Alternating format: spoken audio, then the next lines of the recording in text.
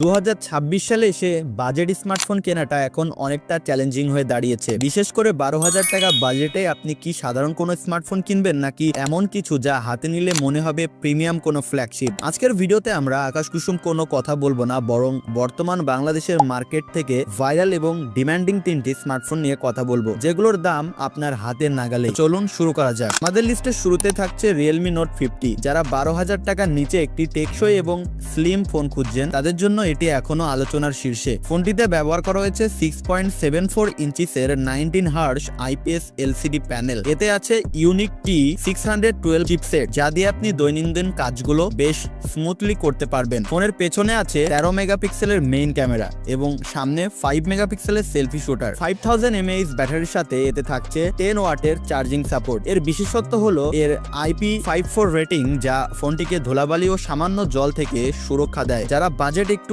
Tight রেখে solid build quality চান তাদের জন্য এটি একটি নির্ভরযোগ্য অপশন। লিস্টের 2 নম্বরে আছে এই বাজেটের সব থেকে ভাইরাল ফোন Infinix Smart 9। এই ফোনটি কেন গেম চেঞ্জার জানেন? কারণ মাত্র 12,000 টাকার আশেপাশে এটি একমাত্র ফোন যেখানে আপনি পাচ্ছেন 120 হার্টজের হাই রিফ্রেশ রেট যুক্ত পাঞ্চুয়াল ডিসপ্লে। এর ভেতরে কাজ করছে MediaTek Helio Z81 প্রসেসর এবং আপনি এটি 464 বা 364 জিবি ভেরিয়েন্টে পাবেন। এর ক্যামেরায় আছে 13 মেগাপিক্সেলের মেইন সেন্সর এবং চমৎকার একটি সেলফি ক্যামেরা। ফোনের সবথেকে বড় প্লাস পয়েন্ট হলো ডুয়েল স্টেরিও স্পিকার এবং 300% ভলিউম বুস্ট করার ক্ষমতা, যা মুভি দেখার অভিজ্ঞতাকে অন্য লেভেলে নিয়ে যাবে। 5000 mAh ব্যাটারির সাথে টাইপ সি চার্জিং তো আছেই। সোশ্যাল মিডিয়া স্ক্রলিং এবং কন্টেন্ট কনজাম্পশন বেশি করেন তাদের জন্য এই ফোনটি হবে এক কথায় অনবদ্য। সবশেষে কথা বলবো আমাদের লিস্টের আসল বিস Realme C65 5G। যারা 12,000 টাকা বাজেট নিয়ে সেরা পারফরমেন্স খুঁজছেন তাদের জন্য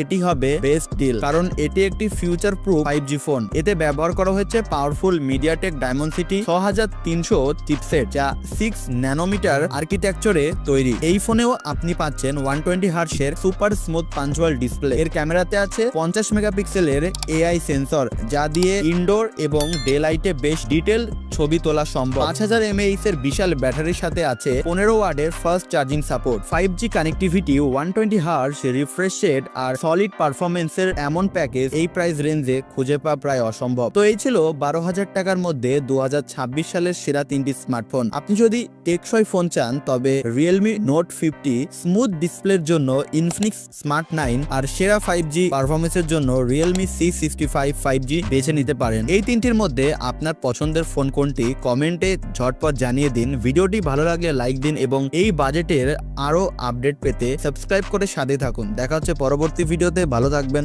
ধন্যবাদ।